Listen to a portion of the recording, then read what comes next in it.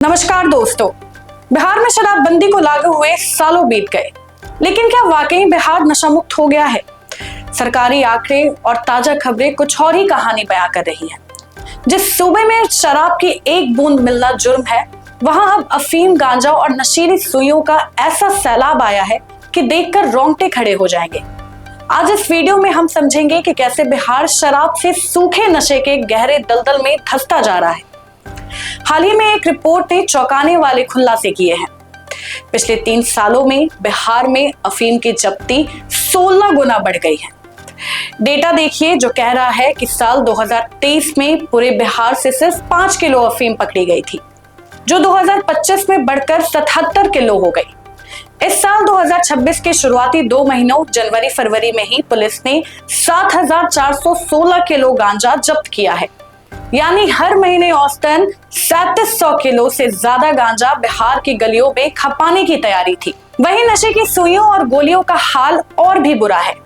सिर्फ 2 महीने में 15,000 से ज्यादा नशीली सुइयां और 50,000 से ज्यादा गोलियां बरामद की गई हैं। ये आंकड़े चीख चीख कर बता रहे हैं कि डिमांड किस कदर बढ़ी है। प्रशासन दावा करता है कि वे मुस्तैद है, लेकिन कार्रवाइयां बताती हैं कि तस्कर कितने बेखौफ हैं। इसी साल के कुछ बड़े उदाहरण देखिए। पटना में अभी ही खगौल इलाके से 7 करोड़ रुपए की हेरोइन और ब्राउन शुगर पकड़ी गई।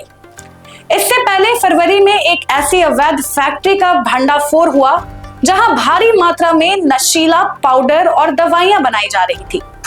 वहीं सुपौल में मकई के खेत में छिपाकर रखा गया 620 किलो गांजा बरामद हुआ।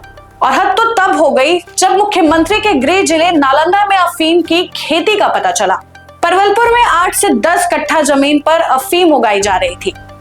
संयोग देखिए कि पकड़े गए आरोपियों के नाम भी नीतीश और नरेंद्र निकले।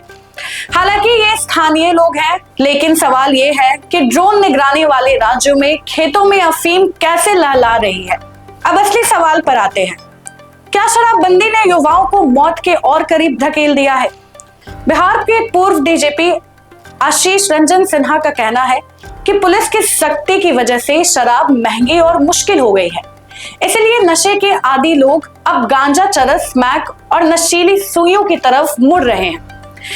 डेटा यह भी कहता है कि शराबबंदी के बावजूद शराब की बरामदगी कम नहीं हुई।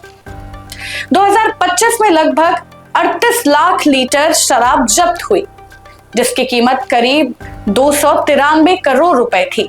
यानी शराब का सिंडिकेट टूटा भी नहीं और ऊपर से सूखे नशे का एक नया और ज्यादा खतरनाक दानव खड़ा हो गया। जब बिहार में नारकोटिक्स कंट्रोल के लिए अलग से यूनिट बनी है, जब पुलिस हर दिन छापेमारी कर रही है, तो फिर ये नशे की खेप बिहार पहुंच कैसे रही है?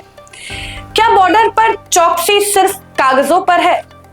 क्या शराबबंदी की आड़ में प्रशासन का ध्यान इस जानलेवा ड्रग्स के कारोबार से हट गया है?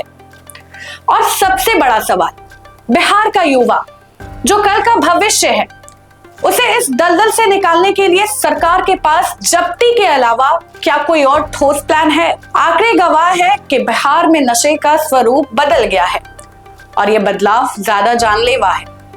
अगर समय रहते सख्त कदम नहीं उठाए गए तो नशा मुक्त बिहार का सपना सिर्फ एक नारा बनकर रह जाएगा।